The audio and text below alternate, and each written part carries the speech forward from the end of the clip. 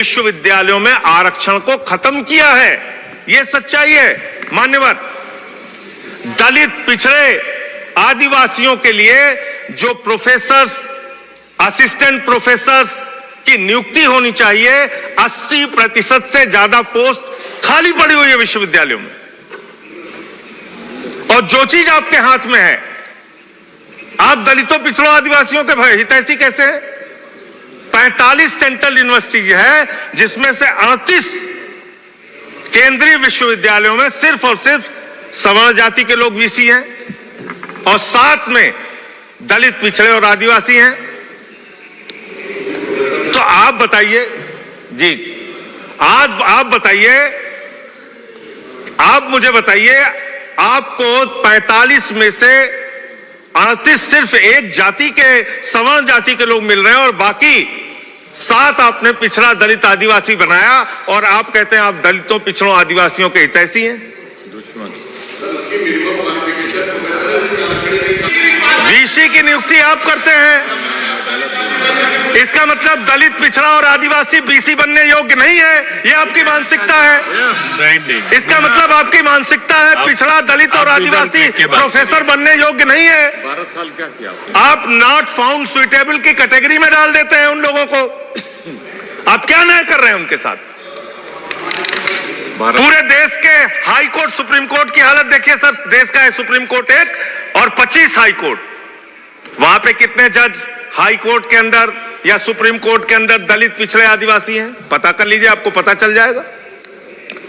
तो अगर कहीं उनके साथ न्याय की बात आती है तो आप न्याय नहीं, नौटंकी करते हैं, जानबूझ के दिखाने की कोशिश करते हैं कि आप उनके हितैषी हैं, जबकि आप हैं नहीं। आपको है ना, और पूरे देश का वातावरण खराब किया आपने।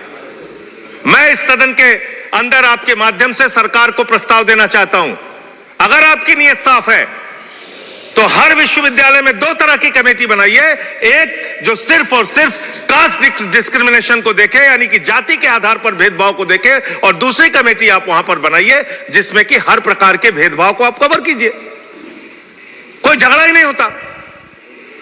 भाषा के कॉलेजेस में इंटरव्यू हुए थे लेक्चरर्स के अपॉइंटमेंट के लिए, असिस्टेंट प्रोफेसर्स के अपॉइंटमेंट के लिए। कुछ लोग जो कैंडिडेट थे वो रिजल्ट निकलने के बाद, इंटरव्यू देने के बाद रिजल्ट शीट लेके हमारे पास आए थे। लोग उसमें मुझे देख के, और आप लोगों को भी आश्चर्य होगा कि जो जनरल कैटेगरी के कैंडिडेट थे, सिलेक्ट हुए थे, सिलेक्टेड, उनमें से जो लोग आए वो सब सिलेक्ट हो गए। लेकिन जो ओबीसी, एससी और एसटी कैटेगरी के कैंडिडेट्स थे, उन सब के आगे कॉलम में लिखा हुआ था NFS, नॉट फाउंड सुइटेबल। ये सोशल जस्टिस है। रिटन में नंबर ज्यादा हैं, लेकिन इंटरव्यू में नॉट फाउंड सुइटेबल और दे वर नॉट सिलेक्टेड। और यही नहीं, नीचे के धरातल के स्तर पर आजादी के इतने दिनों बाद भी स्थिति इतनी भयावह है कि आगरा जिले में जाटवों की एक बारात जा रही थी।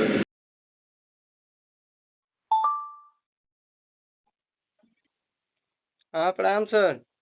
हाँ नमस्कार। कह रहे हैं सर कि वो जयप्रकाश बोल रहा हूँ कोपागंज से। हाँ बताओ। तो हम आ रहे हैं सर जी। ठीक है, बयान हो जाएगा ना? हाँ आ जाए। ठीक। हेलो, हाँ जयप्रकाश चौहान बोल रहा हूँ, मैं सीओ घोसी साहब के ऑफिस से बात कर रहा हूँ। जी सर बताइए। कंप्लेन ऑनलाइन के लिए होगा कोनो? जन सुनवाई मैं है। आगे बयान कल नोट करा दिया जन सुनवाई वाले में। उसमें आके बयान कल नोट करा दिए सीओ साहब के यहाँ, घोसी में। हाँ घोसी सीओ साहब के यहाँ। तो वो तो हम 2 कंप्लेन किए थे, वो एसपी ऑफिस पर किए थे। कहाँ चली गई? हैं? कहाँ चली गई कंप्लेन? वही कंप्लेन तो आई है, तो बुला रहा हूँ बयान के लिए। अच्छा, ऑनलाइन जो जन सुनवाई वाले में है। हाँ, उसी में एक बयान नोट करा सर अपन। ठीक है। अच्छा, तो आएंगे, ये बताइए सर कि आएंगे और जैसे मोबाइल में उनकी रिकॉर्डिंग है, अगर डिलीट हो गई तो? जितना है रिकॉर्डिंग सब, अगर आप डिलीट करवा दिए तो? सुरक्षा चाहिए क्या तुमको? वहीं से